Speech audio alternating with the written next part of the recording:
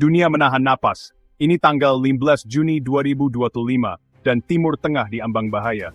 Di Tel Aviv, para pemimpin mengenang kemenangan cepat mereka di Gaza dan Suriah, yakin taktik yang sama akan berhasil melawan Iran. Tapi Iran bukan Gaza. Ini adalah negara berpenduduk hampir 90 juta jiwa, yang dibentuk oleh revolusi dan puluhan tahun kesulitan. Membandingkan keduanya adalah kesalahan besar. Iran adalah benteng, pegunungan, gurun, dan pertahanan yang terkubur dalam. Serangan Israel terhadap radar S-300 Iran tahun lalu adalah peringatan, bukan lampu hijau. Iran telah belajar, beradaptasi, dan memperkuat pertahanannya. Serangan apapun sekarang akan memicu perang yang panjang dan brutal, bukan operasi cepat dan terencana. Ini bukan hanya tentang teknologi, ini tentang kemauan dan sejarah. Rakyat Iran mengingat perang dengan Irak, 8 tahun perlawanan, sendirian dan tak terpatahkan. Semangat itu, Mokavemat, adalah inti mereka. Ketika Israel mempertimbangkan serangan, mereka tidak hanya menghadapi pasukan, mereka menantang peradaban yang telah bertahan lebih lama dari kekaisaran. Meremehkan Iran bisa menjadi kesalahan paling fatal bagi Israel. Serangan terhadap Iran berarti perang dengan seluruh aliansi regional, poros perlawanan.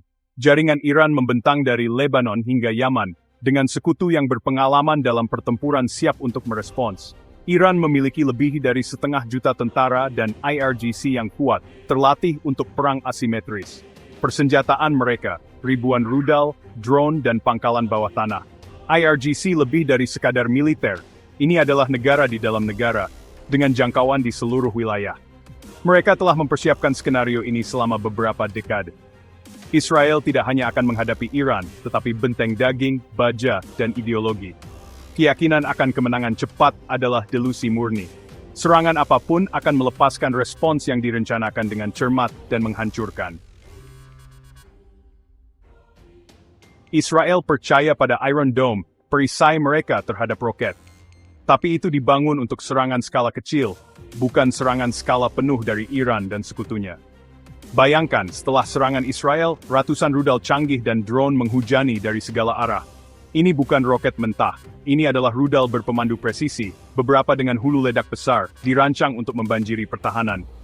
Penangkis Israel mahal dan terbatas, proyektil Iran murah dan berlimpah. Ini adalah permainan angka yang tidak bisa dimenangkan Israel. Ketika penangkis habis, rudal akan menembus mengenai pembangkit listrik, bandara, dan markas militer. Guncangan psikologis akan luar biasa, kehidupan sehari-hari akan runtuh. Mitos perisai yang tak tertembus akan hancur. Perencana Israel mengabaikan kenyataan ini dengan risiko mereka sendiri. Iron Dome tidak tak terbatas, dan Iran siap untuk menghancurkannya. Serangan Israel terhadap Iran akan memicu badai api regional. Hizbullah di Lebanon akan melepaskan gudang senjatanya yang luas, mengubah utara menjadi medan perang. Milisi pro-Iran di Suriah dan Irak akan menyerang dari timur. Houthi di Yaman akan menyerang dari selatan.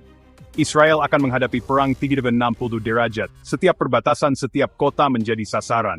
IDF akan diregangkan hingga titik puncaknya, bertempur di berbagai front. Perang asimetris akan meluas ke dunia maya dan kota-kota global. AS akan tetap di luar. Israel akan berdiri sendiri, dikepung oleh musuh. Ini adalah mimpi buruk yang selalu ditakuti oleh doktrin Israel. Satu kesalahan perhitungan dapat menelan seluruh wilayah. Biaya bagi Israel akan sangat besar.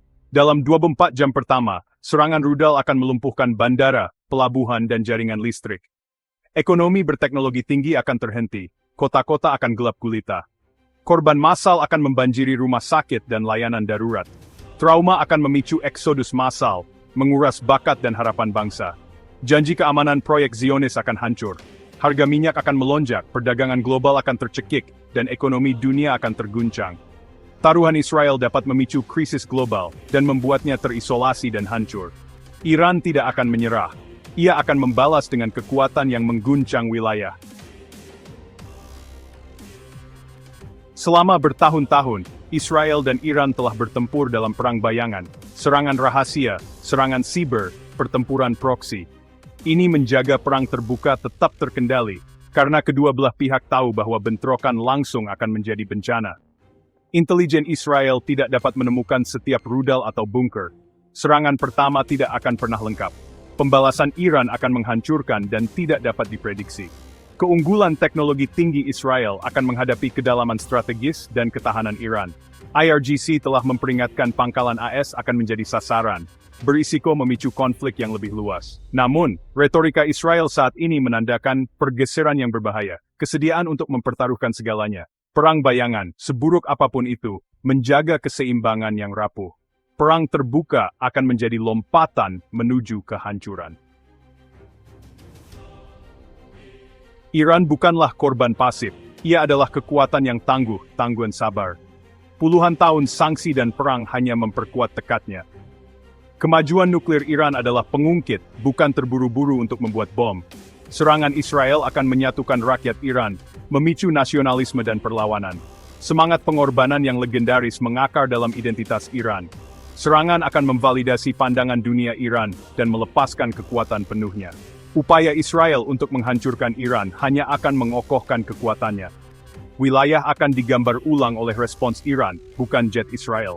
Pada akhirnya, Israel lebih membutuhkan perang bayangan daripada Iran. Dunia hanya bisa berharap Israel memilih kelangsungan hidup daripada penghancuran diri.